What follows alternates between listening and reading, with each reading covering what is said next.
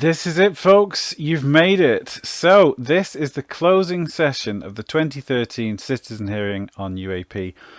And I honestly think if you've watched all of these, you have got a university level education of the history and intrigue of this topic. We've heard from specialists of aviation, the military, science, first-hand witnesses, investigators, police, doctors, you name it. And it's like the Super Bowl of ufology. Many of these great people are no longer with us, and it's our duty, I feel, to continue on their fantastic work by continuing their investigations and trying to make this a subject which is suitable for the mainstream. In this closing session, you're going to hear from Paul Hellyer, the former Defence Minister of Canada, sadly no longer with us, but remembered for his extraordinary claims about there being a galactic federation and numerous other phenomenal things from behind the curtain. You're also going to hear from Danny Sheehan and Richard Dolan at the top of their game and pulling absolutely no punches. I really hope you've got as much out of this series as I did when I've seen it. I've watched this whole thing multiple times now. So I hope you really enjoy it, and I will see you for more weird, spooky content in the near future. This hearing is in order. We've got our witnesses ready, and gentlemen, if you could stand and repeat after me. I do hereby affirm that I will tell the truth and nothing but the truth to this committee today. Thank you, Mr. Chair. and before I move to the next witness, if I could just indicate that I'm pleased. I don't know if you have a copy of the letter. Yes, you do. So if you could hand that to me. Would you like to read this? Oh, well, no, Dr. Bookman, I'd have you read that letter. There's not just one letter that the committee created. We also have all 6 members who've signed this because it does not deal with a foreign government. It deals with the Veterans Affairs Administration and is also addressed to the President of the United States. We're all 6 members of this committee, and I won't take the time to read it. You're welcome to come up later. Basically demand that Jim Pennison and Airman Burroughs be granted their medical records from this government.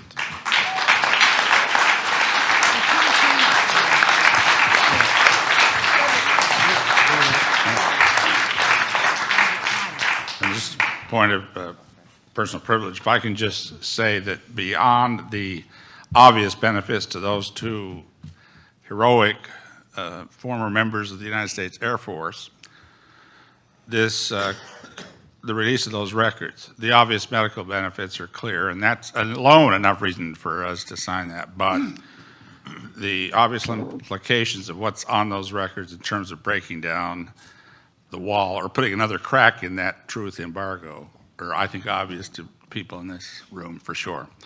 Let's go to our esteemed Honorable Paul Hellyer of Canada. We would give you 20 minutes, sir. Thank you very much, Mr. Chair, and thank you for giving me this opportunity to speak.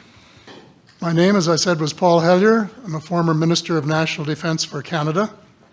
I served in 3 governments during a total of 23 and a half years as a Member of Parliament. Although as Minister of National Defence, I had sighting reports of UFOs. I was too busy to be concerned about them at the time because I was trying to unify the Army, Navy, and Air Force into a single Canadian Defence Force, and that itself was a kind of battle to the finish.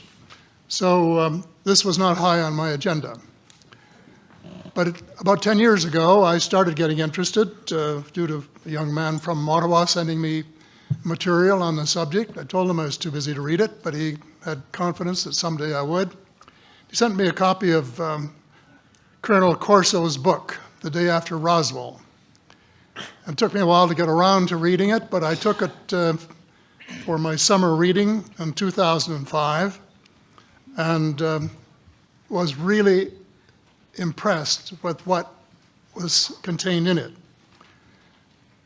And what I thought to myself is there are huge issues here, huge issues. And the American people and the people of the world have a right to know what's going on because they're part of it. It's not just an isolated thing. And so after confirming the contents of the book with a retired United States Air Force general, I accepted the invitation of Victor Vigiani, who's over here somewhere, and his cohort, Mike Bird, to speak to a symposium at the University of Toronto. And I said, UFOs are as real as the airplanes flying overhead. That gave me the dubious distinction of being the first person of cabinet rank in the G8 group of countries to say so unequivocally.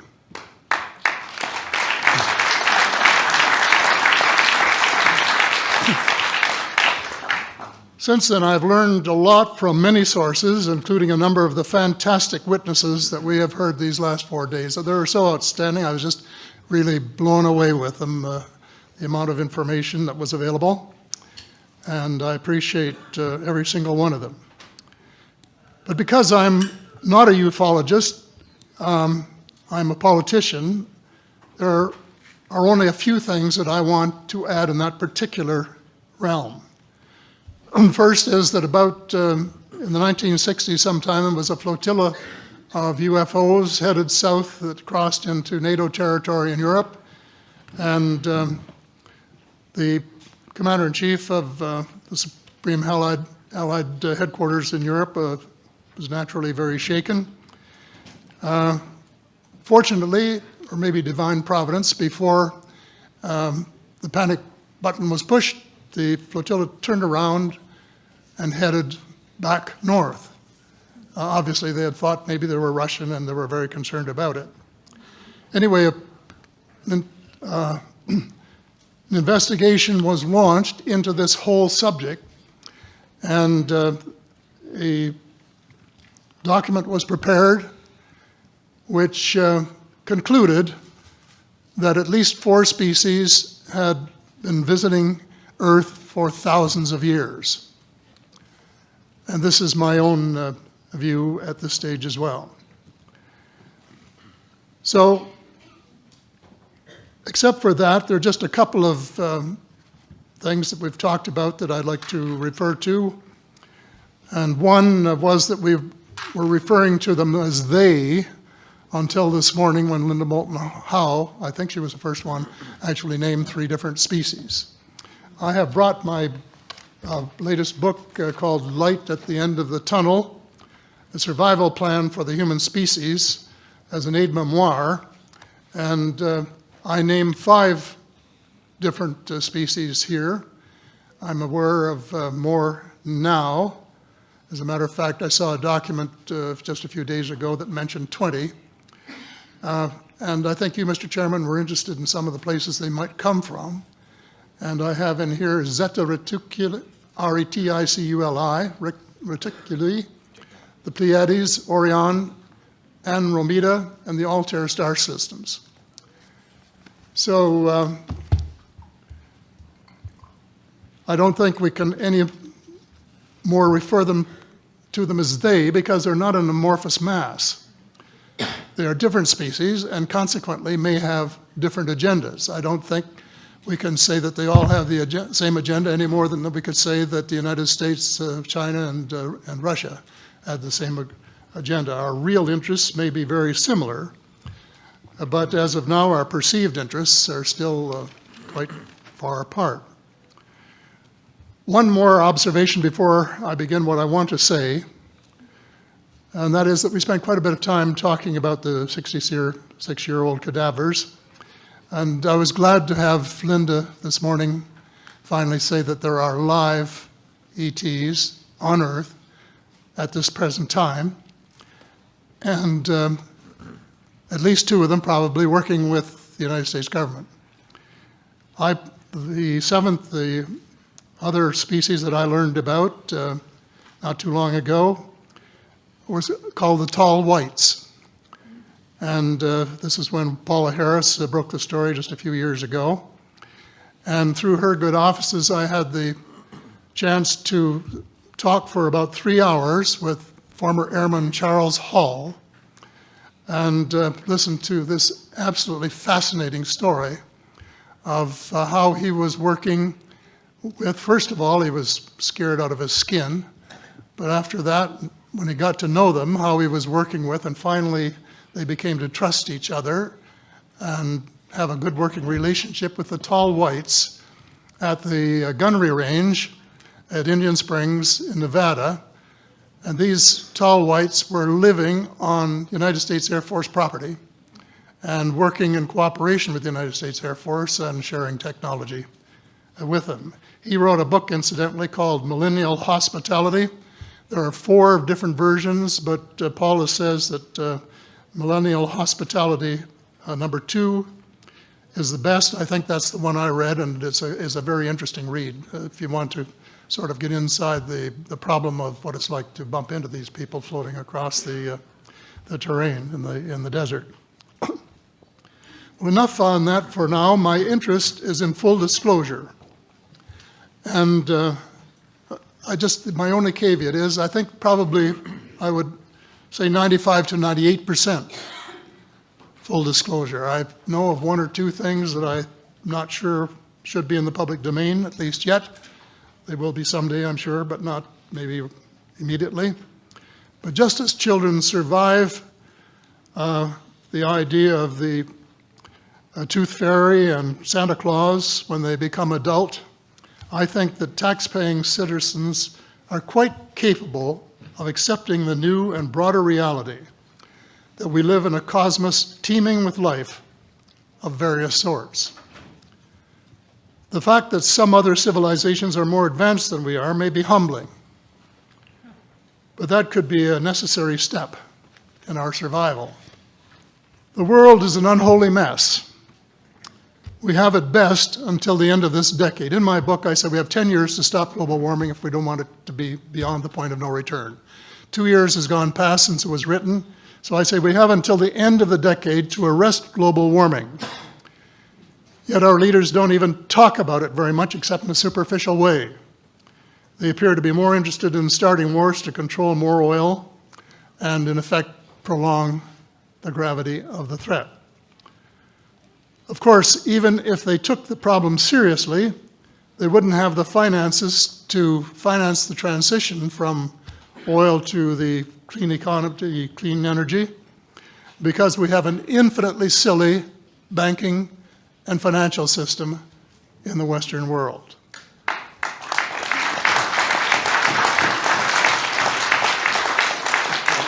And the United States Congress, I regret to say, is partly responsible, and I'd be glad to elaborate on that later if you're interested. And finally, they need the technology for clean energy. And it exists, and it's being kept secret by the same vested interests who control our destiny. Who are these vested interests, and what are they up to? Well, Senator, you were talking about a military junta. In my opinion, that is true, but I have broadened and deepened the definition to cabal, and the cabal comprises members of the Three Sisters: the Council on Foreign Relations, the Bilderbergers, and the Trilateral Commission, the International Banking Cartel, the Oil Cartel, members of various intelligence organizations, and select members of the military junta, who together have become a shadow government of not only the United States, but of much of the Western world. The Council on Foreign Relations is the oldest of the Three Sisters, and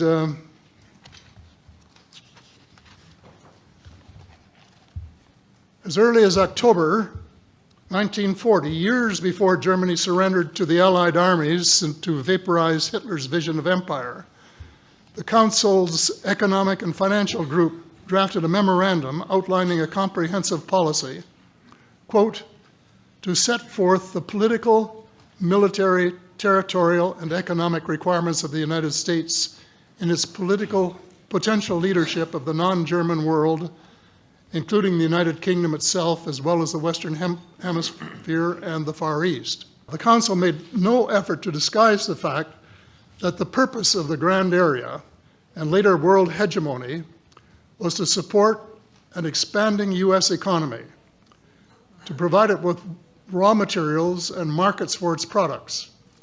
This was labeled the national interest, quote unquote. It was equally clear that the national interest was the interest of the ruling elite, whose members comprised the Council.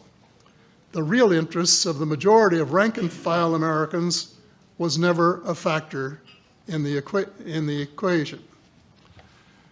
So, Mr. David Rockefeller, who was a member of all three of the sisters, is quoted as saying this at a meeting of the Bilderbergers in Europe. "We are grateful to the Washington Post, the New York Times, Time Magazine, and other great publications, whose directors have attended our meetings and respected their promises of discretion for almost 40 years.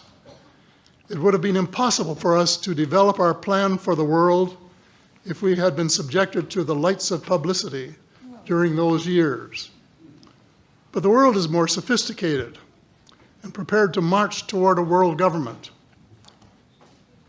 The supranational sovereignty of an intellectual elite and world bankers is surely preferable to the national autodetermination practiced in past centuries." He, of course, pretended he didn't say that, but the witness this is reported by Daniel Estulin, a thoroughly reliable reporter who has written the true story of the Bilderberger Group. And if you want to really get inside of what's been going on there for this long time, that's a good place to go. So anyway, you hear what Mr. Rockefeller said, and so there you have it.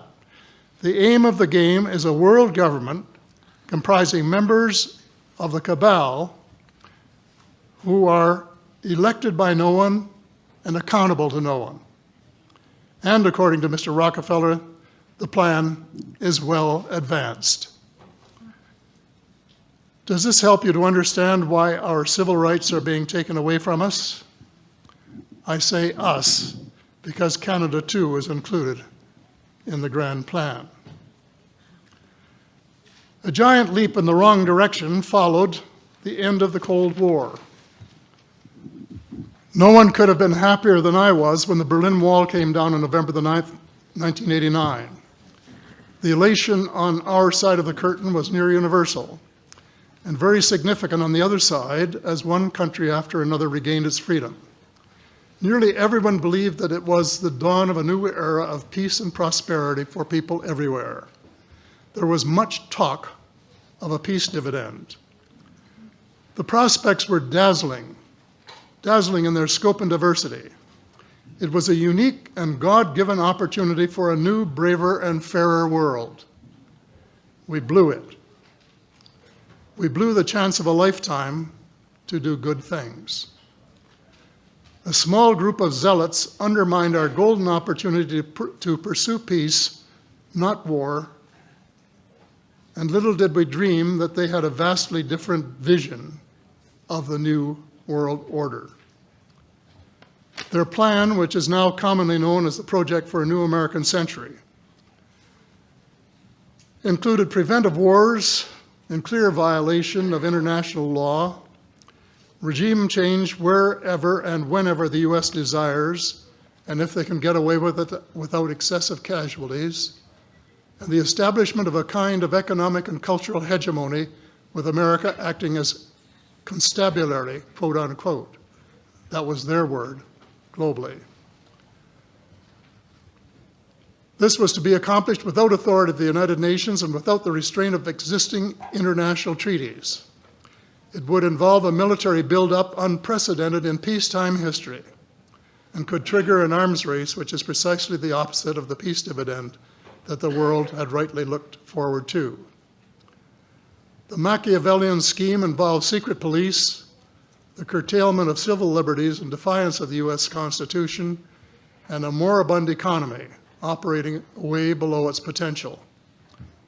Exactly those features for which the Soviet Union was held in contempt. The initial draft of the document was so controversial when it was leaked to the New York Times that it had to be rewritten, but it was not changed very much, just the cosmetics, enough to make it politically acceptable. The document said this: "It may have been easy to persuade President Bush to abandon his stated policy of not getting America more deeply involved in international affairs, but persuading the American people would be more difficult. Sophisticated Americans would question such a giant sea change in policy. The authors of Rebuilding America's Defenses, Strategy, Forces, and Resources for a New Century recognized this difficulty from the outset, because their document contained the following sentence: further, I'm quoting, further, the process of transformation, even if it brings revolutionary changes, is likely to be a long one, absent some catastrophic and catalyzing event, like a new Pearl Harbor. Well, it wasn't too long before they got their catastrophic and catalyzing event. Terrorists struck the World Trade Center in New York and the Pentagon in Washington on September the 11th, 2011. Incidentally, they have removed the sentence about Pearl Harbor in the document that you could now get if you went to the internet to find it. Almost the whole world mourned. Canada mourned. The overwhelming majority of Muslims condemned the treacherous attacks. My sympathy for the friends and families of the injured and dead was genuine and unwavering to this day. My sympathy for the U.S. government began to grow a bit thin, however, when I heard President Bush cite the reasons for the attack. And I quote, "Why do they hate us?" he asked rhetorically in an address to the Congress. "They hate what they see right here in this chamber, democratically elected government. Their leaders are self-appointed.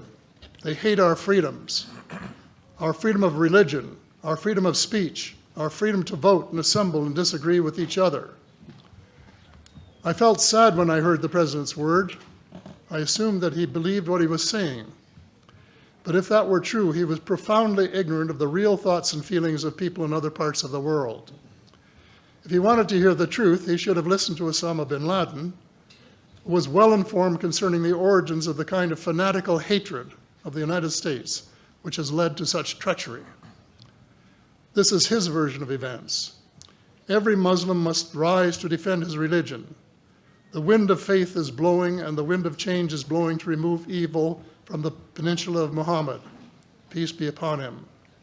As to America, I say to you and its people a few words. I swear to God that America will not live in peace before peace reigns in Palestine and before all the army of infidels depart the land of Muhammad. Peace be upon him. That is clear enough.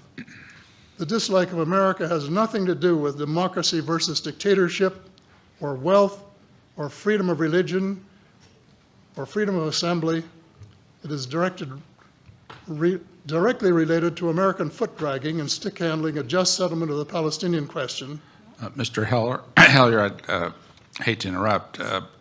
Time has expired, but I'm very happy if the panel has no objection to allow another minute or two to finish your statement. How much time do you think you need to finish it? I think probably somewhere between 1 and 5 minutes, most. I think we'll give you 2 minutes to finish your statement, as much as I'd like to grant more. Thank you.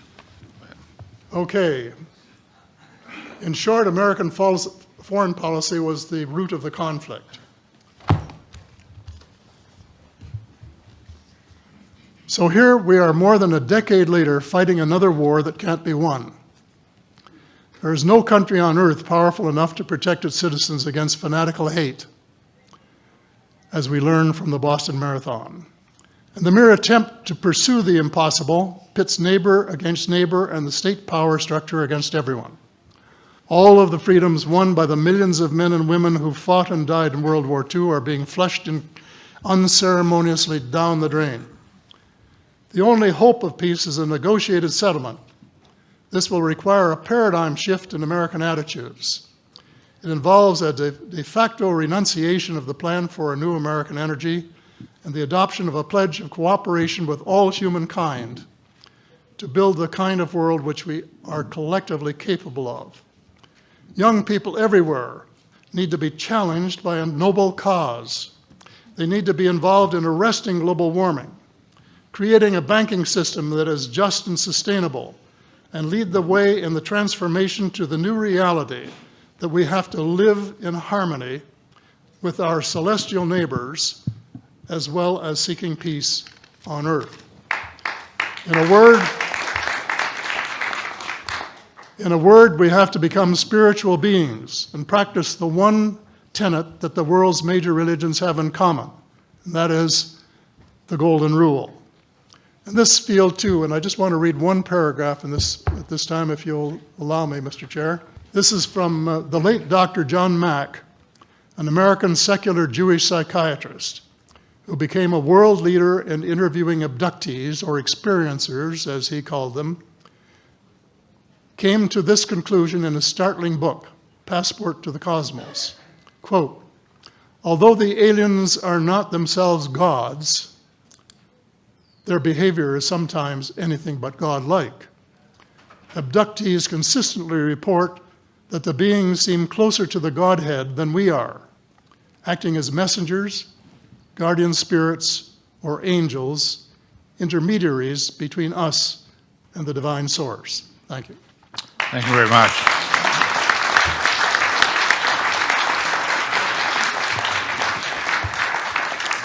We'll now hear from Richard Dolan for 10 minutes. Thank you, distinguished members of the committee. And let me just say it's been an honor for me personally to be here with you all week, to be able to give statements to you and to chat with some of you privately as well. Regarding disclosure, I have often felt that disclosure on the matter of UFOs and ETs, possible extraterrestrials, is a paradox. It's impossible, but it is inevitable. It's impossible because there is no political motivation for it. It's inevitable, however, because our leaders are not the only factor in this equation. There are other beings, after all, but mainly, I would say, there's us, the people, who are going through this greatest social, cultural, and especially technological transformation in the history of humanity. In fact, I would say that we are the game changers. Someday, and it won't be too long in the future, something is going to force someone's hand. It could be a major sighting, it could be a major leak, something that can no longer be denied. After all, we are fast approaching what experts in artificial intelligence call the singularity, when computing intelligence exceeds our own. In such a future, I ask you, can we really think we will still be stuck in neutral on this issue? Something will force the president's hand. He or she will finally hold that long-awaited press conference and make that bombshell statement. It might go something like this. I have been advised by the National Security Council and heads of our intelligence community that there is a reality to some of the UFO phenomenon, in that some UFOs are real physical craft not manufactured by any known civilization on Earth, or words to that effect. It's the kind of statement that many proponents of UFO disclosure would like to hear, but the real question is, what next? Because there would be quite a few follow-up questions. At the top of the list will be questions about who these other beings are and what their agenda or agendas might be. And this will be a very difficult question for any president to answer. In the first place, there is a likelihood that even the leaders of the black budget or breakaway society that have been on top of this for years, they may not even know, or at least not fully. And what if they do know?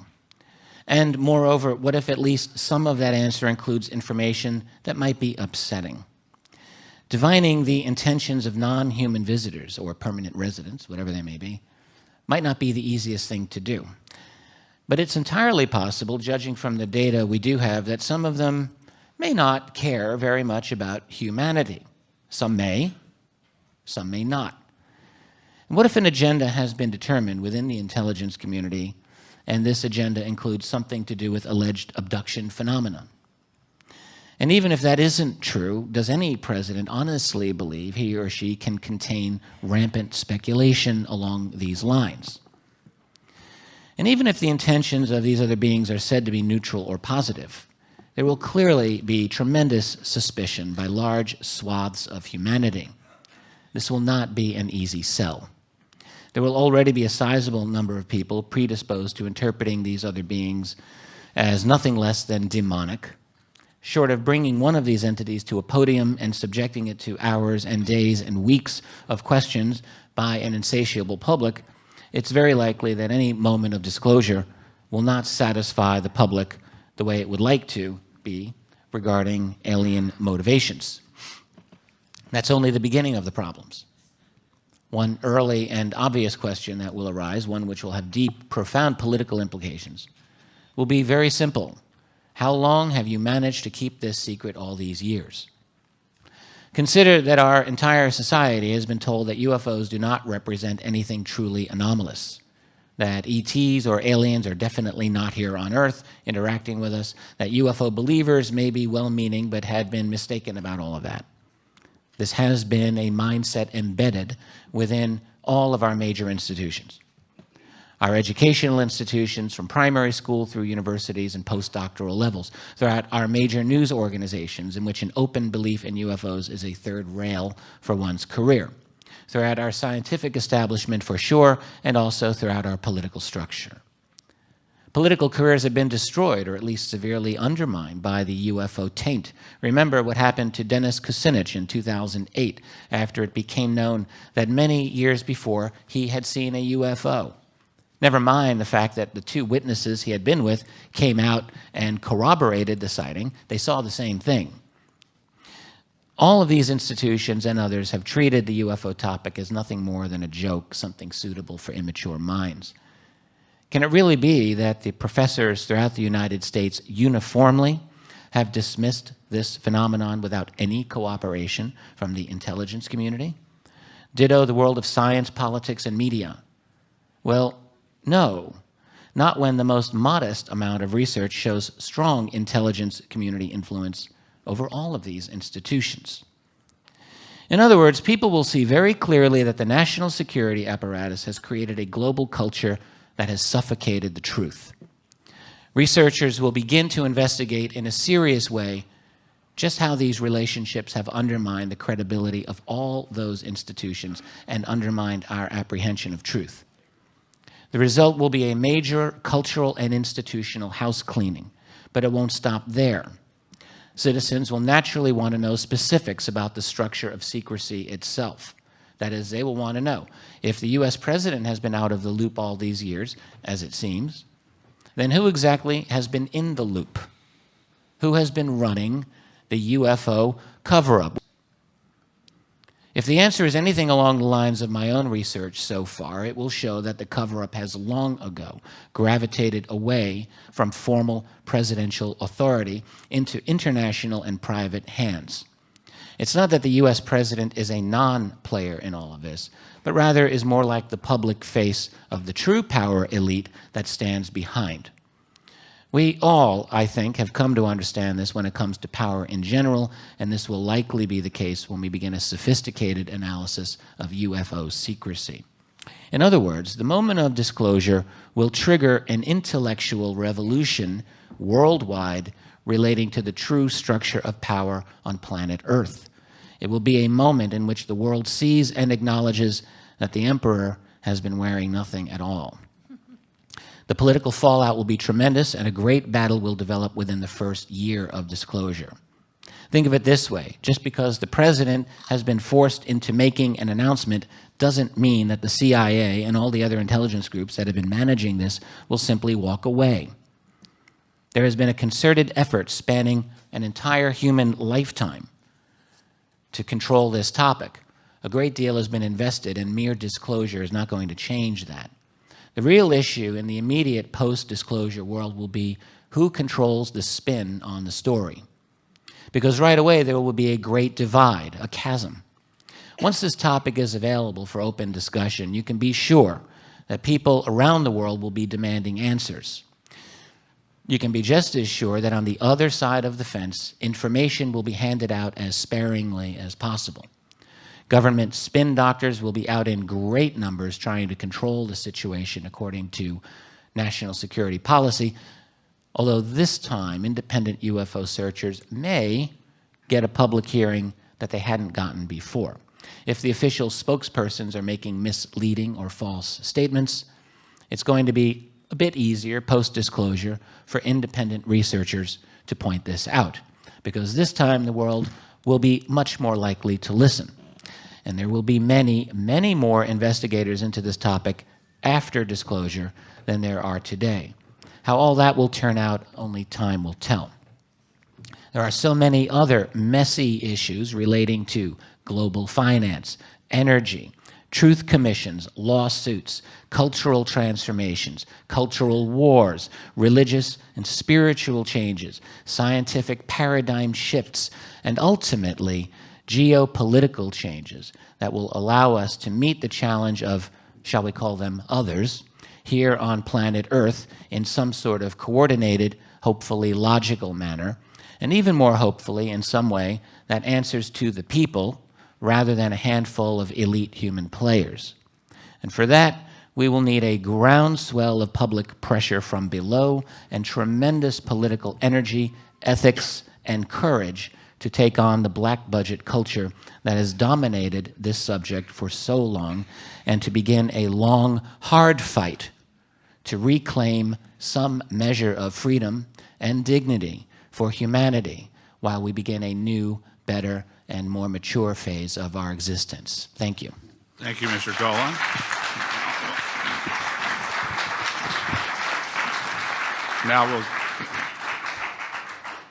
Now we'll go to our next witness, Danny Sheehan, for 10 minutes. Good afternoon.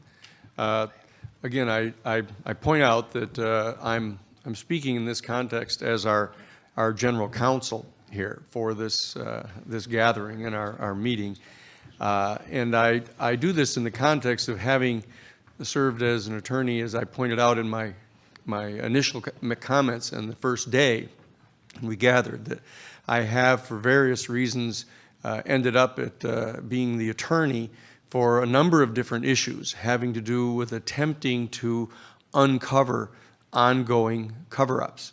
From the time that I served as one of the attorneys for the New York Times in the Pentagon Papers case, having seen the 47 volumes of the concealment of a policy that was completely contrary to what was being publicly professed and told to the Congress, in fact. And then I ended up being counsel in the Karen Silkwood case, uncovering the fact that our Central Intelligence Agency was smuggling 98% pure bomb-grade plutonium to Israel, et cetera. I pointed out at the beginning of this conversation this week. And I pointed out that I ended up in the Iran-Contra case as being the ones who, one of the ones that brought the information, attempted to bring it to Congress.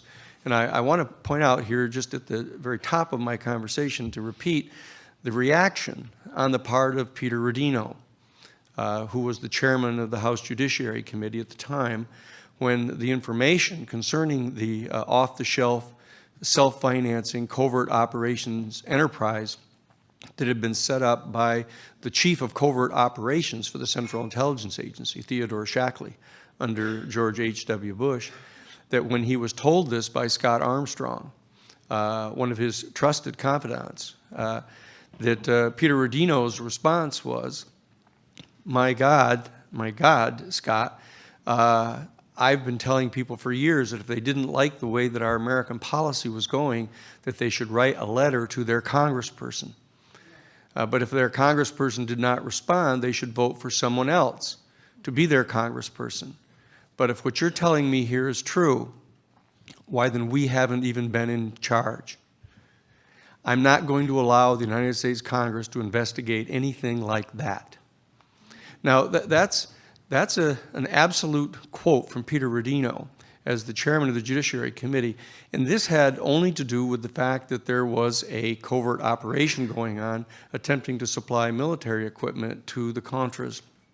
Now, what we're dealing with here is we've come full circle during the course of this week. We've discovered that the three major questions that have been in front of us, that being that what in the world is going on here with this phenomenon of so-called unidentified flying objects, or the flying saucers themselves, when we move beyond the unidentified nature of them, and these beings that seem to be associated with these vehicles that have been seen on a number of occasions. That's one of the big major questions. And the second major question is, well, who in the world is it that knows what the answer to this question is, since so many of the government officials don't seem to know, yourselves included?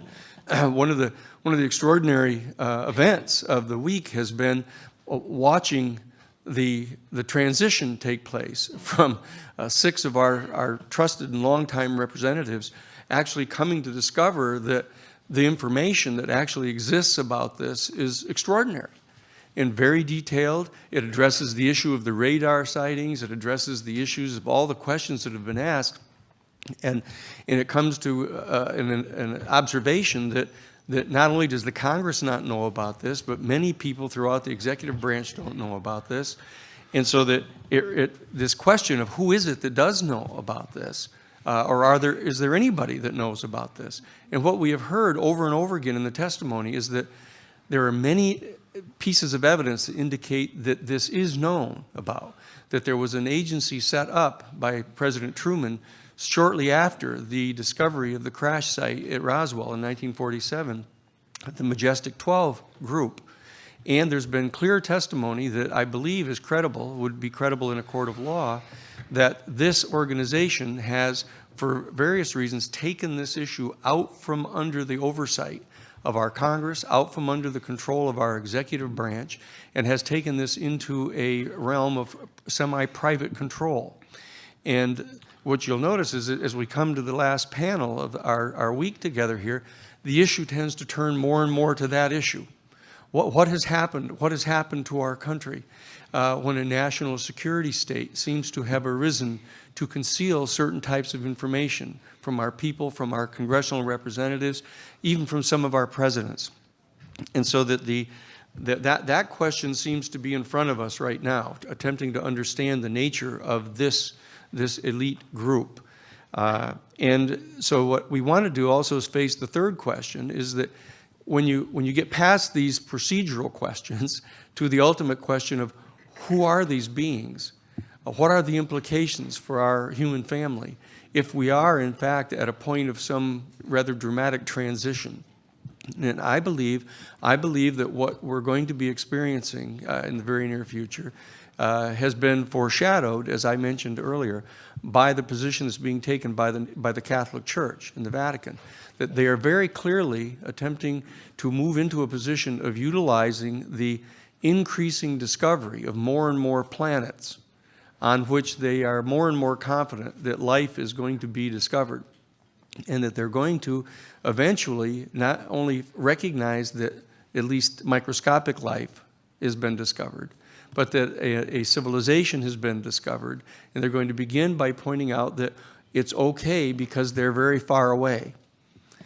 We've discovered them, we've found the information, but they're very far away, and they're going to engage in a process of feathering this consciousness into our people, and that they're only then going to point out that this civilization seems to be a highly developed technological civilization, and we will then reveal the existence of communication mechanisms that we have developed, whereby we can have a longer range diplomatic type of negotiation with this civilization. And they're going to say, let's not turn to the past. Let's not reflect upon all this information and evidence that's been around for a long time, that they seem to be here. We've known about it. There's been concealment about this.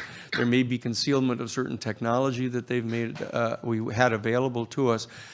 Just as was said by the Obama administration, let's not look back at George W. Bush's administration. Let's not review the question of the torture and the lying to the Congress of the United States to get us involved in this. Let's not do that. Let's look forward and be constructive. That's how we're all trained. And what I'm saying is that I think we've come to try to share some of that consciousness here this week. What can we do to look forward to this? And that's why the resolution that's been put forth here to try to reach out and have a set of conferences sponsored by the United Nations General Assembly, start to reveal this information so we can participate in this, to avoid a dialectical confrontation between the people of our country and this national security state apparatus, some of the details of which have been pointed out here in our final panel. And I share in that wish to have this done constructively and peacefully, and I believe that we can do that. And I believe that you, as former members of Congress, recently retired, the reality is that if the 6 of you go and sit down with various people in Congress, not to expect that they're going to change overnight and say, oh, look, let's have a hearing on this and expose it to our people. But the fact that you have come to discover just this week so much more than you ever knew was going on, that you are experts at trying to share this information with people in your regions of the country. And we have from all different parts of the country, from Alaska to California to other states of our country, right, in the south of our country and in the Midwest of our country. We can, if you will reach out and try to talk with your people in your own districts about this issue, to take upon yourself that risk of the potential ridicule, the potential criticism. The question you've been asking yourself, all of you, what am I going to do now? What am I going to do now that I have left the Congress? Am I going to continue to represent the people in my district? Am I going to attempt to educate them? Because if you have come to the same conclusion that I came to when I was given the privilege of representing Dr. John Mack, if you've come to the same conclusion that I have, this is one of the most important issues that you've ever encountered in your life. And you are the most skilled people to go and share this with your own constituency and reach out and help us. Okay, And that's what we're asking for you to do. Thank you for your statement, Mr. Sheehan.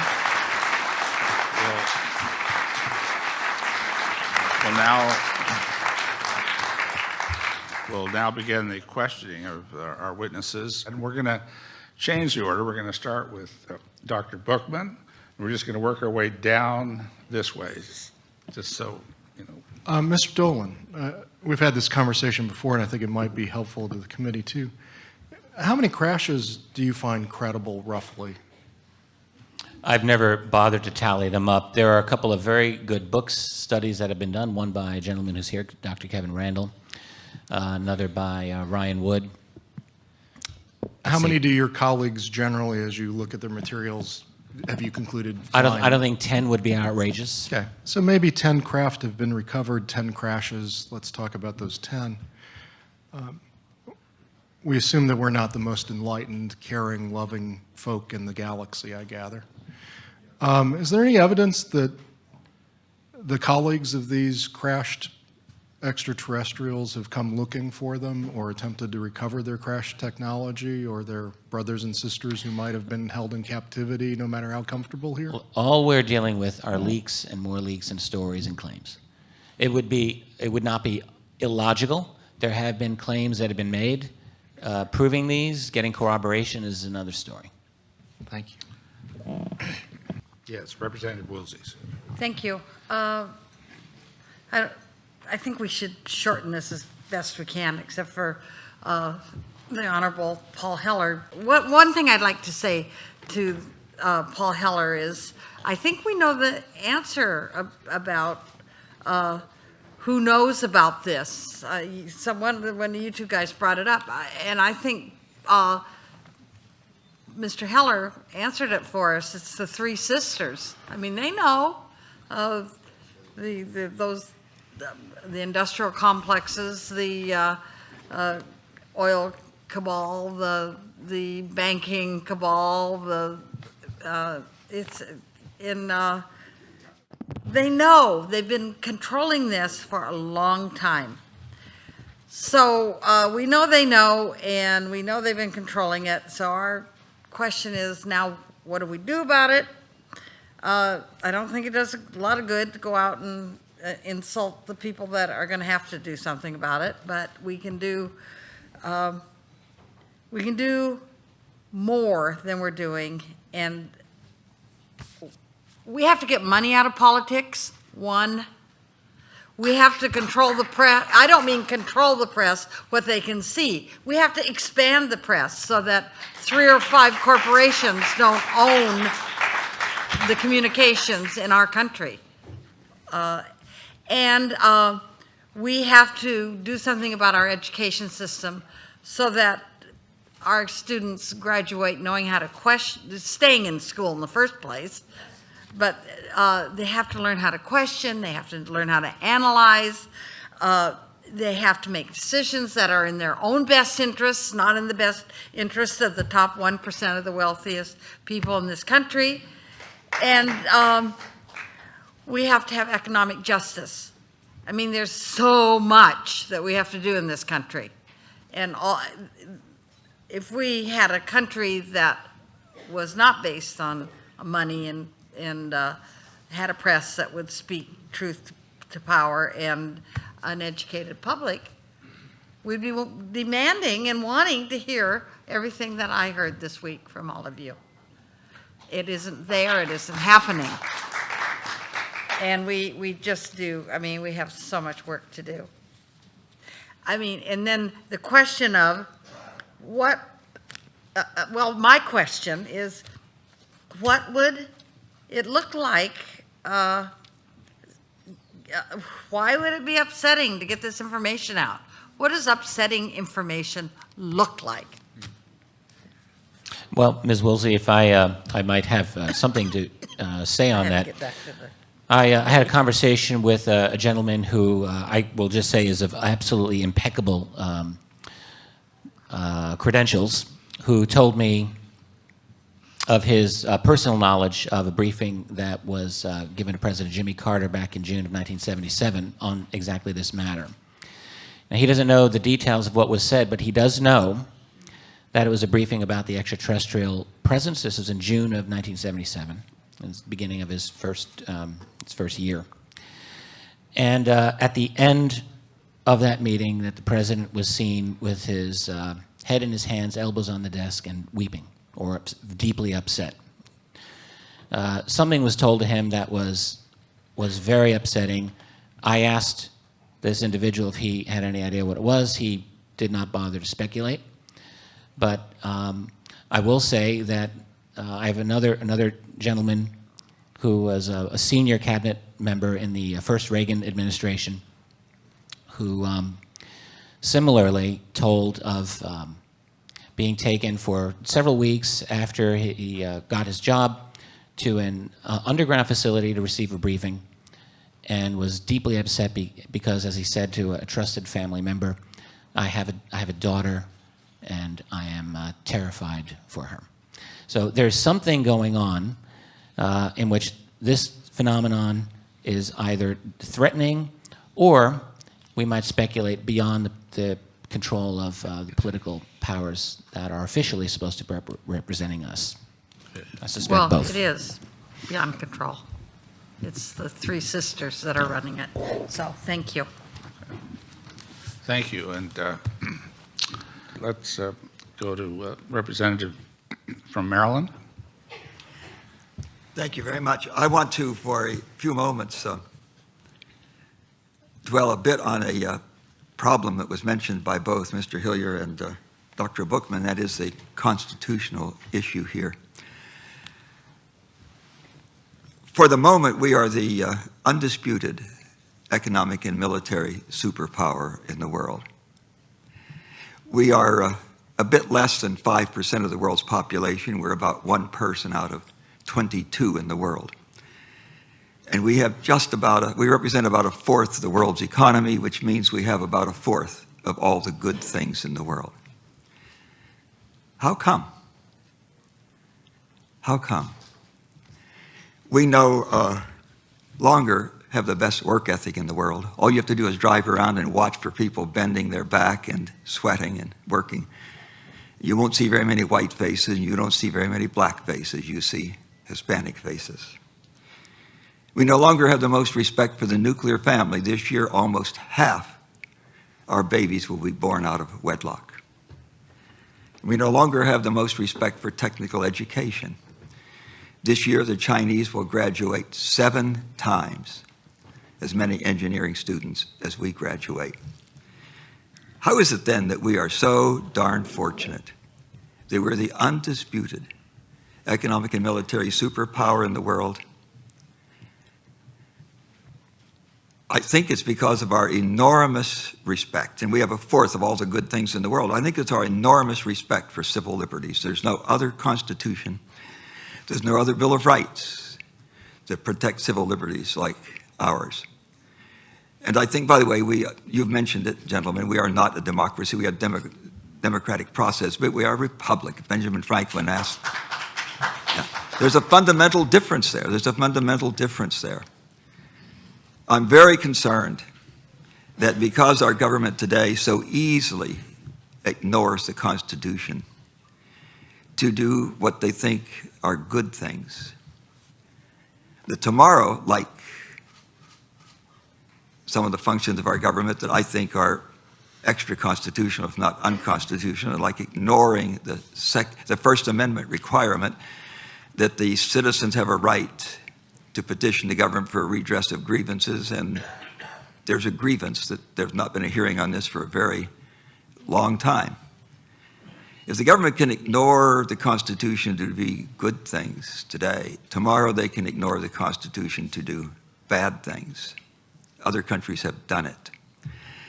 When my ex-chief of staff, who is now my colleague, called me and asked me if I was interested to do this and warned me that there was a big probability that a lot of people would relegate me to the lunatic fringe for coming here, I told her that the primary reason that I would come was that there's a serious constitutional issue here. The citizens have a right for their government to tell them what's going on here. And I want to thank both of you for bringing up this constitutional issue, because I think it is a very serious one. A government which ignores the Constitution to do good things today, what they think are good things today, can ignore the Constitution to do bad things tomorrow because they will rationalize that they are good things tomorrow. So thank you very much for your shared concern of this issue. Now yield back.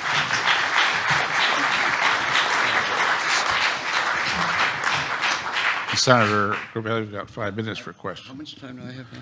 You'll have 5 minutes for 5 questions, and then whatever time afterwards, we'll start with you on closing statements. Okay, good, very good. What I'd like to do is ask Minister Hellyer, you know, we all talk about the problem. In fact, that's all I hear is defining the problem. We got to think in terms of solutions. What's your solution to the problem? You have got problems. Wall Street runs your economy, and the military, you elect a president who is presumably commander-in-chief of the armed forces, but he's not cleared to know what the troops in his command are actually doing. So I think, you know, there are some big problems, but I think Congress ultimately has the key to both the future of the United States and of the world. And this is what bothers me, because they're not exercising their power to change the things that have to be changed. But if you'll indulge me, I'd like to read 2 pages from advice from the extraterrestrials. And I think they've got a lot of good advice because they know what's going on more than we do sometimes. This is a quote from Jim Sparks, who was probably the most abducted of all the people who have been abducted. And he was taken away one night late on. He'd been abducted dozens of times before that. And he said, I found myself standing in that abandoned carnival park, clear-headed and fully conscious. There were those creatures again, and I could see that their holograms of human faces were cast over their faces to disguise their true appearance and make me feel less apprehensive. I noticed that each alien seemed to be concentrating on communicating or transmitting its thoughts to the creature to my left. They seemed to be of like mind, as though combining their consciousness into one telepathic voice. They continued, and now this is quoting the ETs. There are some things you need to understand.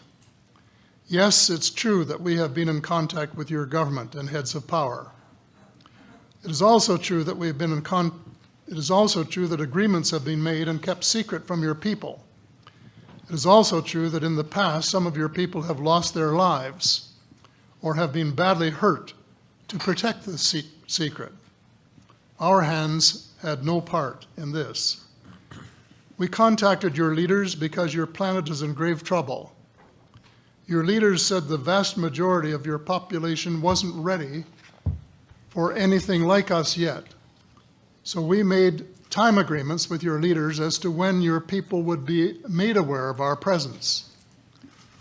That part of the agreement has not at all been kept. It was also agreed that in the meantime, steps would be taken to correct the environmental conditions of your planet with our advice and technology. We say advice, quote unquote, because we respect the fact that this is your planet, not ours. They also broke that agreement. This is Jim now, I felt an awful wave of emotion from them, the feeling of abandonment. To feel any emotion from them at all was amazing, but this was quite overwhelming. You aren't giving up on us, are you? I asked. There was a long, silent pause, and I received the transmitted feeling of tremendous loss. Well, are you? I asked. No. I felt an immediate sense of relief, straight from my own emotions. But then the extraterrestrials again, your air, your water are contaminated. Your forests, jungles, trees, and plant life are dying. There are several breaks in your food chain.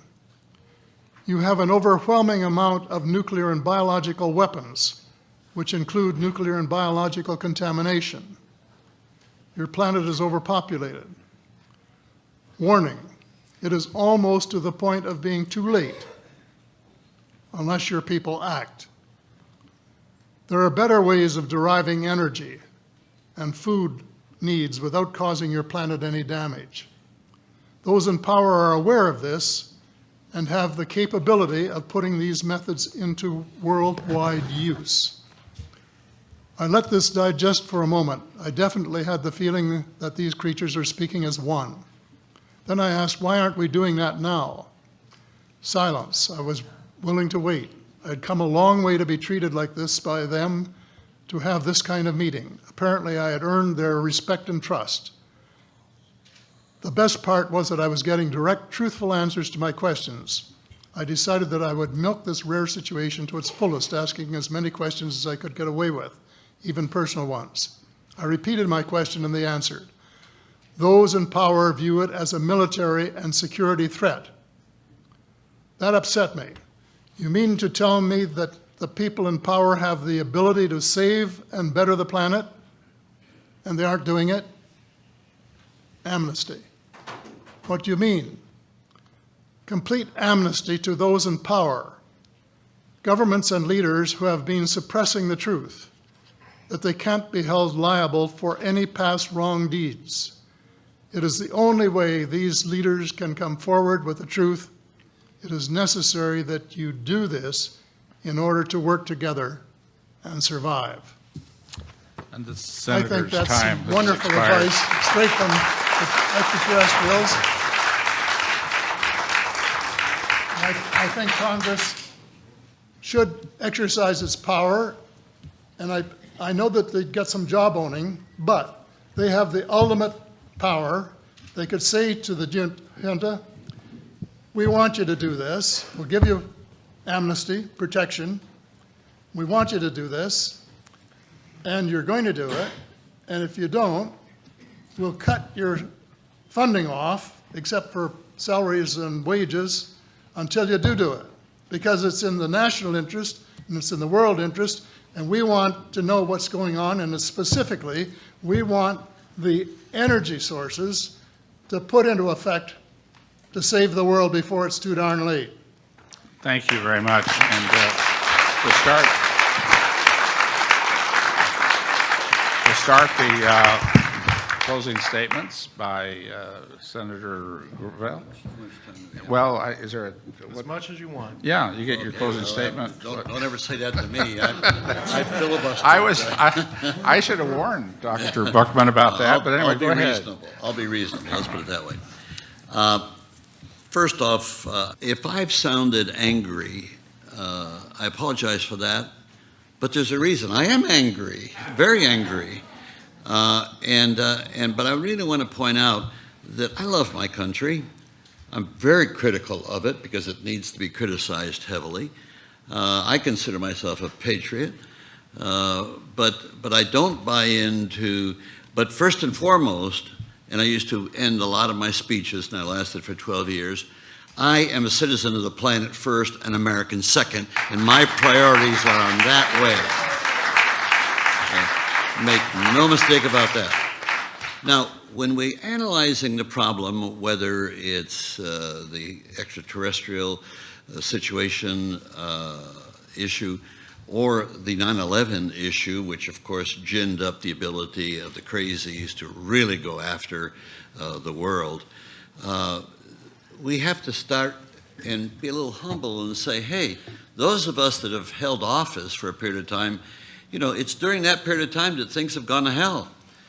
And when people say, well, you know, we ought to take back our country, we never had our country. If you read the Constitution that was passed in 87 and 89, the First Amendment, you know, we were putting in slavery for infinity. And if you look at, those of you that have this brochure, you'll look at all of our forebears that said the people should have the right to change their government. And that's based upon the Declaration of Independence, where all human beings are created equal. Well, 12 years later, they're in Philadelphia, and they're not creating all human beings equal. What they're doing is they're making a distinction that white males are the only equal ones, and if you have enough property, the rest. And so those who get married to the Constitution, they like to rip the Constitution apart.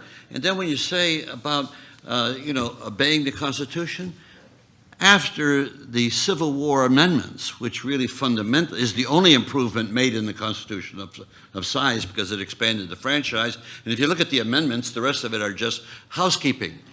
And so from the Civil War on, we had 90 years where, 12, 13 states were in total violation of the Constitution of the United States, and nobody gave a darn about it.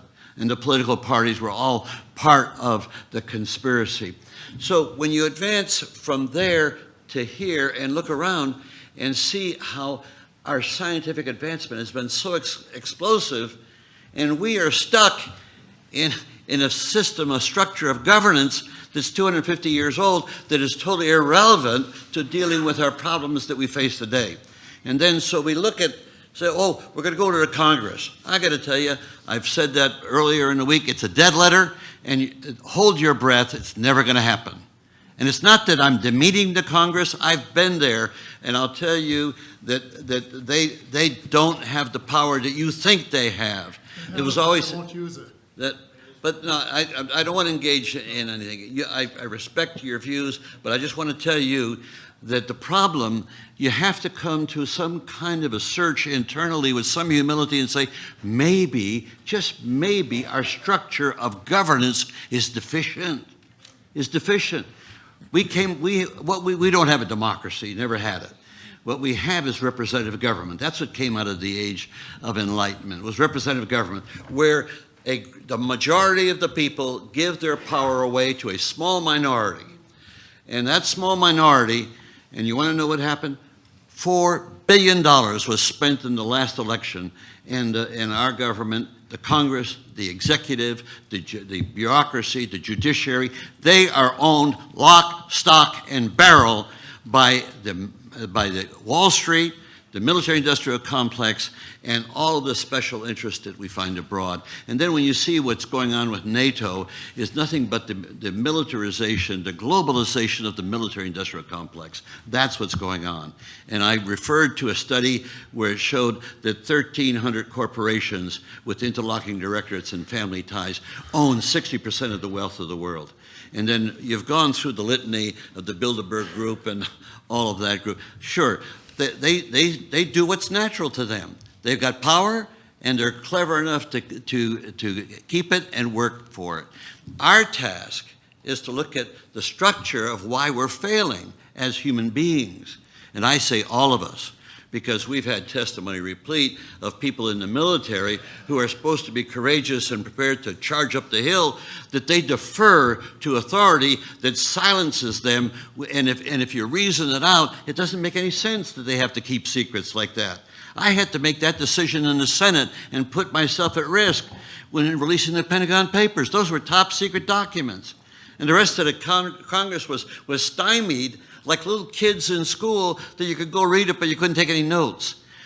They tried to impeach me, and I was saved by one person, Mike Mansfield. He had such power in the Senate. He stepped before a delegation led by Gerald Ford, brought it with Hugh Scott, went to visit him and said, well, we got to deal with this Gravel for what he's done. And Mansfield turned to them, sucking on his pipe. He says, he's done nothing that I know of, and they walked right out. That was the end of the story. That saved my career. And when I went to see Mansfield, and I get emotional about it, because when he turned to me, he says, Mike, if I'd had your courage, I'd have done the same thing. But stop and think what I did. The whole Congress had bought into the secrecy of these documents, and I had turned it all over, and made the Supreme Court moot, and put to shame the newspapers that were now afraid to do that. And the issue with the Supreme Court. Our government representative government is designed to keep the people in civic adolescence. That's what it's the design. What is adolescence? Oh, I want that, but I don't want to pay any taxes. I want that, but I don't want to pay any taxes. That's adolescent behavior. Now, how do we bring the people to adulthood, civic adulthood? How do we do it the way we bring our children up?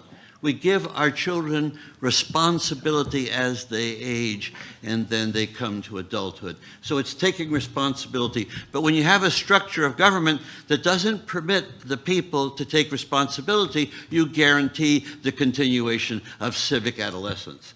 And so what I've tried to do with this work, and this represents the last 25 years of my public life, and it'll continue until the day I die, and that is that the answer is the people. It's not your leaders.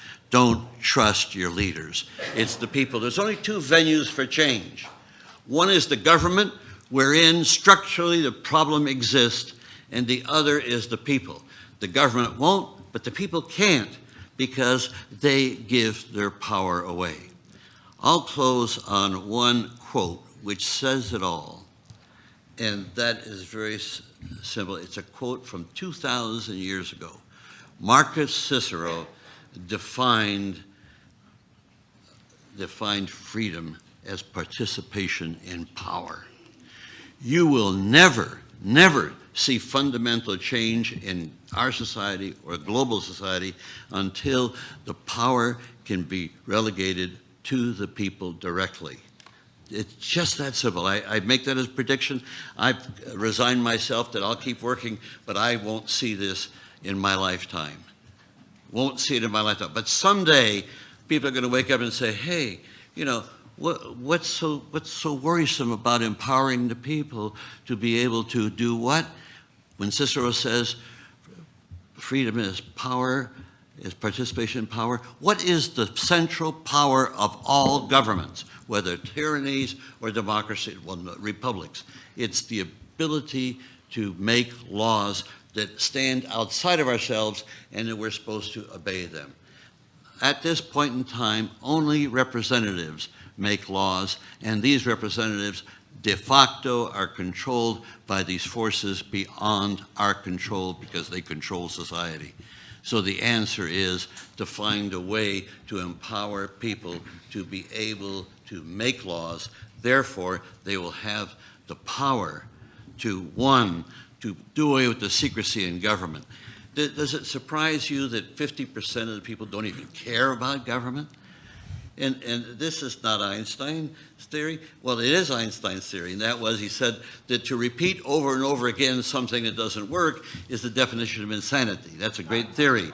So we vote for Democrats, nothing really happens. We vote for Republicans, nothing really happens. We go to Britain, we see one government, that government, nothing really happens to advance the needs of the human race.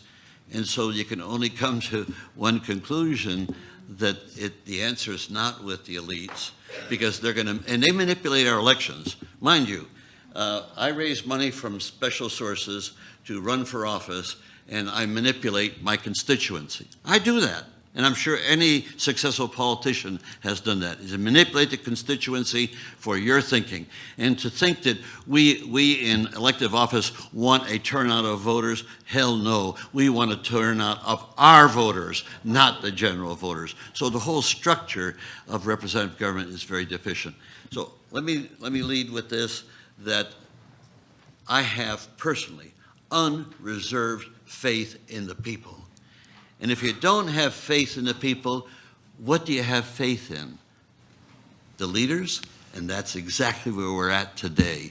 And so if you want to see this issue of being able to maturely, and I don't think we have close to the maturity to deal with the extraterrestrials. And we don't have the, now, we're told, and I'll accept that we have the scientific ability to send ET home.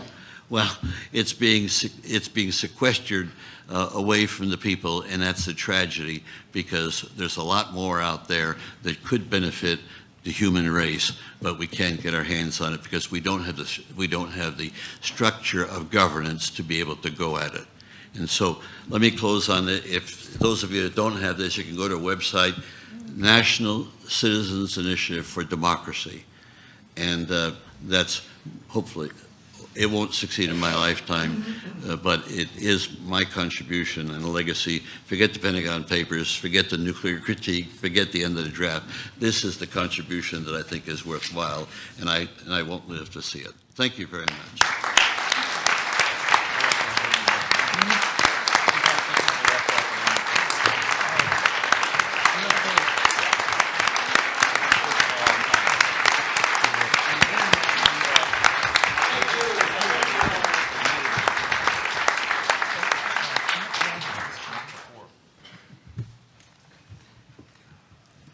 If you will get in your car, and it'll be a little more spectacular in the wintertime because the air is thinner and it holds less moisture. And if you will drive out of the city away from the lights and away from the air pollution, and you drive up a mountain several thousand feet, you don't have to go very far to do that. 100 miles in West Virginia will do it. And on a cloudless winter night, you look up into the sky. You will just be astounded at the Milky Way. Wow, it looks like they took a whitewash brush across the sky. There are so darn many stars there. More than 1 billion. And then when you recognize that our star is a pretty mediocre star in this galaxy of the Milky Way. And then when you know that there are probably 1 billion other galaxies this size. You know, as a scientist, there just has to be another sun out there, another star, and another planet that has characteristics appropriate for the development of life. And I think you have to be very arrogant and very presumptive to believe that that we're the only civilization in the universe, and the most advanced civilization. Wow, we're still killing each other in stupid wars, and not all that long ago, I'm Anglo-Saxon German descent, my forebears were wearing skins in a Stone Age, running around Europe. As I mentioned earlier, when my chief of staff with whom I now work said that I was invited to come here and warned me that you might be ridiculed for it. I told her that I was going to come because of the constitutional issue, if for no other, which I mentioned. Because if your government can rationalize that it's okay to deny you this hearing for your good, tomorrow they can be doing a lot of things that are very hurtful to you, because in the grand scheme of things, they will rationalize that it's for your good. Thank you very much, those of you who organized this. I've really been privileged to be here. I'm honored that you invited me to come. And thank you to the witnesses. And I think back through these 5 days, and the witnesses that have come, some of them at considerable personal price. And a special thanks to those who have borne this secret for 40, 50 years, and now near their deathbed, come forward so that we can know. I ask myself, why this cloak of secrecy? Clearly there's a cloak of secrecy here. And I ask myself why. My wife says that I'm the eternal optimist. And I like to think the best of everybody until proven different. And so I want to believe that those who made decisions were patriotic Americans, believing that at the time they made the decision which was in the best interest of their country. This was just a few years after the War of the Worlds thing, where the East Coast was panicked when they thought we were being invaded by extraterrestrials. And that was one concern that I think they must have had that was fairly recent in their memory. Another concern would be, gee, there really is some advanced technology here, isn't there? And wouldn't it be tragic if the Soviets had that rather than us, or shared it with us? And so I think for these two reasons, they could very well have rationalized it. And that decision was made very early. Apparently, it may have gone clear to the office of the president, because within a few hours after they issued that press release that said that a flying saucer had crashed, they came with this ridiculous press release saying, gee, it was just a balloon, we goofed. But they did send what they found to Wright Field, and they did send a number of people out to vacuum the area for several days. These three things alone tell me that the Air Force knows that they're not telling us the truth. I hope that that after 60-odd years of known incidents, after the Soviet Union has gone, that these two justifications they recognize are no longer valid, and that they might come and tell the American people, there is something out there that we can't explain. And we're sorry that for all these years that we rationalized that it was the national interest of our country to keep this from you. I may be the eternal optimist, but I like to think the best of people. Again, thank you so very much for putting this on. Thank you for honoring me to be a part of it. Thank you.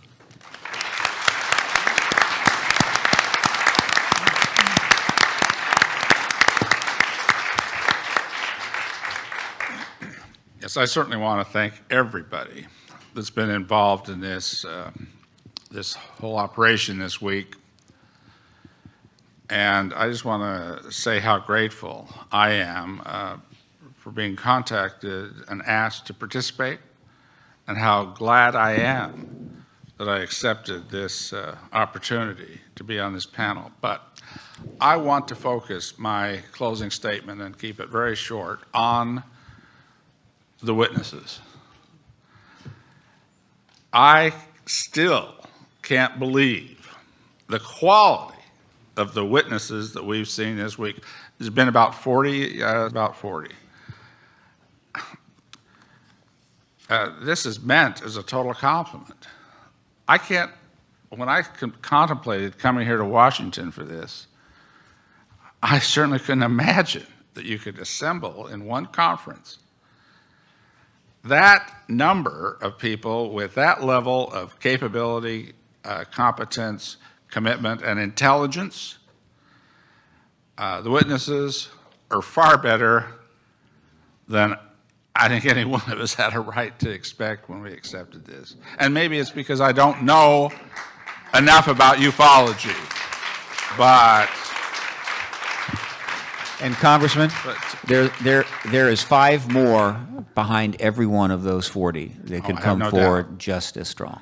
I'm starting to have no doubt about that at all after hearing what just a small sampling of pilots and controllers and people on the ground that have seen things and witnessed things. And the integrity and believability, honesty, and clear thought of each of these testimonies was something to behold. I have to say that. I'm just very impressed on that, and I'm going to conclude the remarks by saying to all of the witnesses, and each and every one witness, if you're a researcher, you keep on researching and redouble those research efforts. If you're someone in the media that's trying to understand this and help promote it, work harder at it. And you're doing a good job, don't get me wrong, but I just want you to redouble this because if it's true, and I've announced before I even came here that I believe in extraterrestrial life, and that was from a religious standpoint. So I've been focusing on scientific evidence of it, and let me just say this. I'm like sorry the name slips me, but the person that used to be the minister in the Ministry of Defense, Nick Pope. I'm like Dick Pope. I haven't come to a definite scientific conclusion on that question, but I hope in the short lifetime I have left, I can, based on science. And if you researchers will redouble the efforts, and if anybody that can help fund and resource this kind of effort can get committed and get going, because, hey, I can tell you this must have cost some real money, what you've done here, and that's a compliment to the fundraising skill that you obviously all have that have been involved. So I'd just like to end with this final sentence. Keep working hard. Use this as just kind of a springboard to redoubling your efforts. Thank you very much.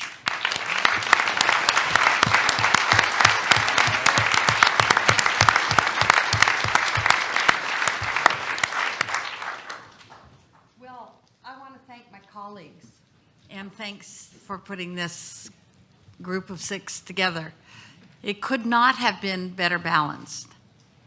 It was balanced politically. It was balanced gender-wise, absolutely, and it was balanced with our beliefs, and it's so clear. People say we don't get along. We get along, and when you take the politics out of it, it makes it a lot easier. Now I will say what we say in the Congress when we want to save time, is that I echo our chairman's viewpoint on the witnesses. He said it perfectly. The knowledge, the experience, and the integrity of this group of witnesses made it this such an important week for me, and I know for many others. Actually, with this amazing group of witnesses and that we heard, and as we talked about this subject, it made it absolutely impossible for me to remain a skeptic. And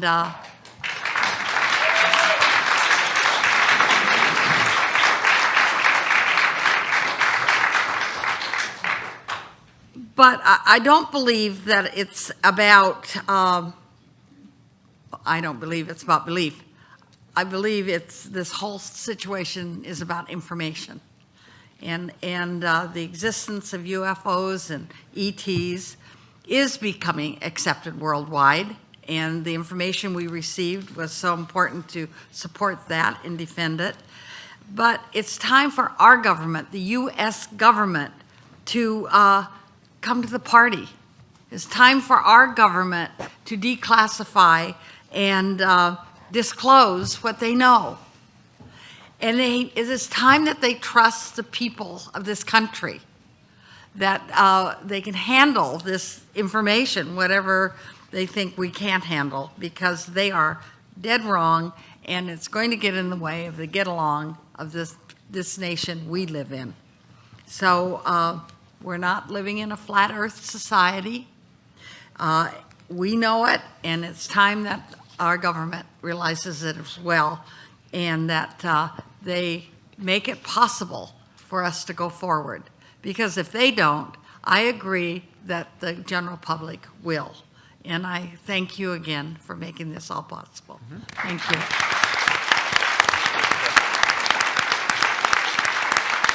Absolutely blessed to have been given the opportunity to fill Congresswoman Hooley's seat when she left earlier today. I'd like to echo what Congressman Cook said about the heroic actions of the witnesses who came here this week, and what Congressman Bartlett said about those brilliant stars under that winter night in West Virginia. But what I'm here to suggest is that we have stars who've shone just as brightly this week, and other human beings who are here who were just as heroic. And I'd like to share a little bit about that. I shared my gratitude for Congressman Kilpatrick, who was the first to say, yeah, I'll do it. But there's other stories around that I'd like to share that I'd like everyone in the room to be aware of as well. Just before I do that, though, I'd also like to make a call out to those watching this on the internet stream, or those who might be in the room, or those who might see it in the weeks, months, years to come, who have the opportunity to be heroic, who do know about this, who have evidence, who could testify, who live perhaps in fear. And my call out to you is to do what these 6 members of Congress have done, which is to be heroic, to stand up and recognize an allegiance, if not to the Constitution, then to your fellow men on this planet, men and women on the planet, to share what you know to be true about this issue. Congressman Bartlett has been commuting 2.5 hours every morning to be here. 2.5 hours back to his farm in Virginia. He's 86 years old. 87.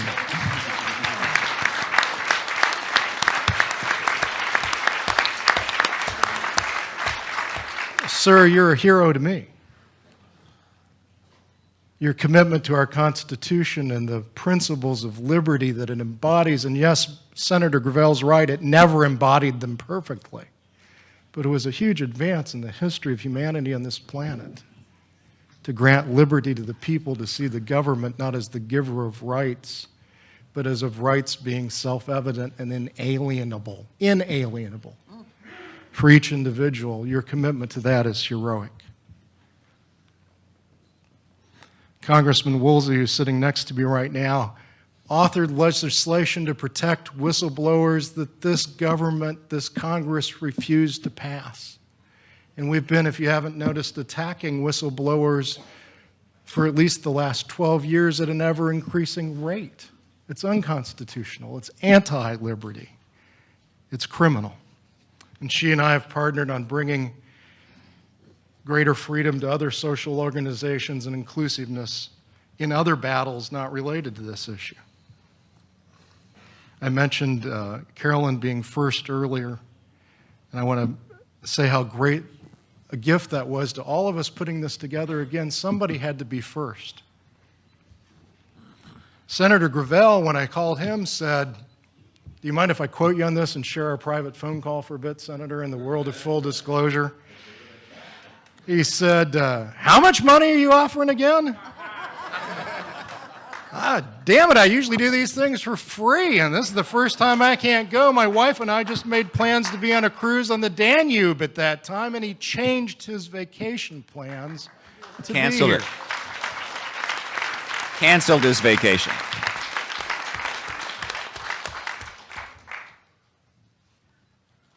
Very few people in this room know, but just this past Sunday, Congresswoman Hooley was in the hotel, the Washington Plaza, sobbing because she had just learned her sister had died a couple of days earlier in California. And she'd had the opportunity to say goodbye to her sister, but she was devastated, and she came here anyway. That's a hero to all of us. And then one more and I'll conclude, but I think it's fair to say as a fairly hardcore libertarian, I've had a seething contempt for most of Congress for most of my life. I'm currently serving as the chair of the National Libertarian Party's Platform Committee and thinking about these issues of how do we save what was once the land of the free and the home of the brave and has become the land of the bailed out and the home of the terrorized by the tyranny of its government. But I've fallen in love with Congress this week. Y'all have been learning about UFOs. I've been learning about the great character of the men and women who actually do serve this nation. And if you're representatives of what's still there, even a portion of it, all hope is not lost. Merrill Cook invited me to come down and brief him. He lives about a half hour from my home in Park City. And when I got there, I discovered that he's the full-time caretaker for the love of his life, Camille. And he has every door of his house locked from the inside out so that she doesn't wander off. She's suffering from Alzheimer's. And his one concern before he agreed to be here was, if I come, would it be possible for my wife to be in the audience where I could see her so that I know she's okay, because I'll never put her in an institution. She's the love of my life. But I need to have her in a seat where I can see her with someone sitting next to her so I can focus on the testimony. And sir, if I could love my wife half as much as I've seen you as an example of love to yours, I'll be okay. You, sir, are a hero as well.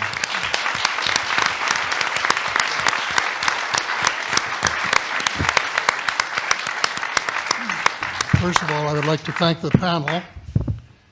You'll be interested to know that I had considerable empathy with you to see all of that information being thrown at you so fast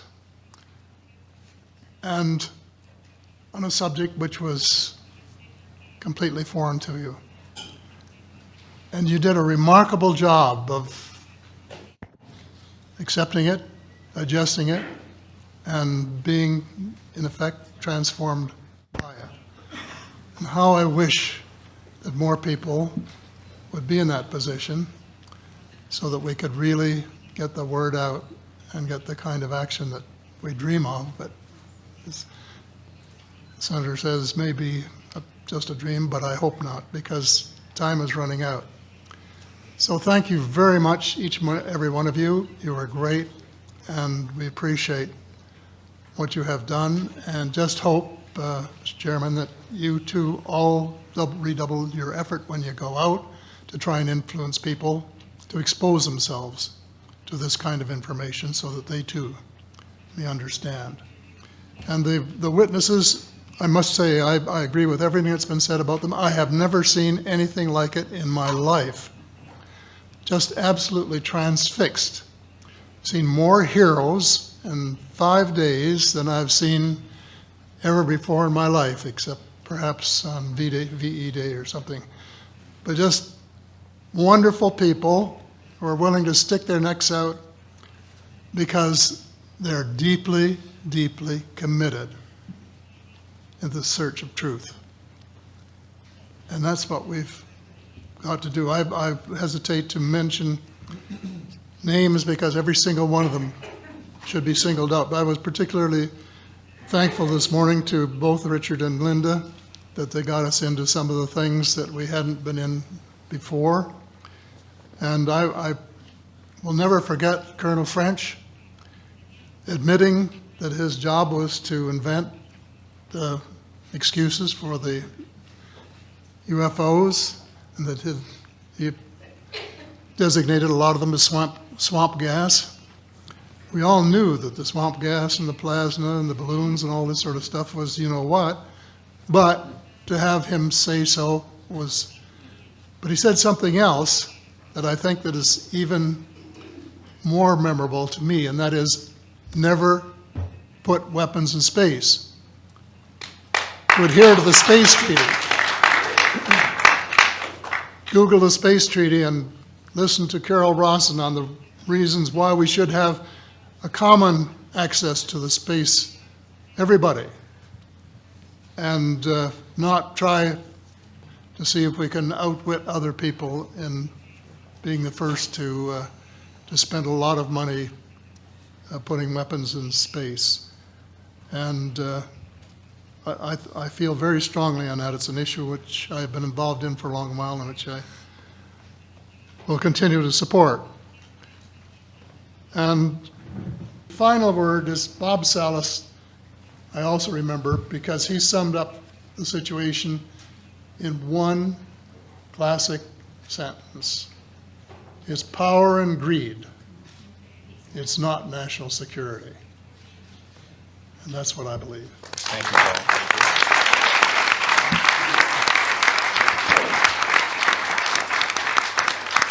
And Paul mentioned heroes. Let me introduce one now. Jesse, do you have a few words to say before we leave?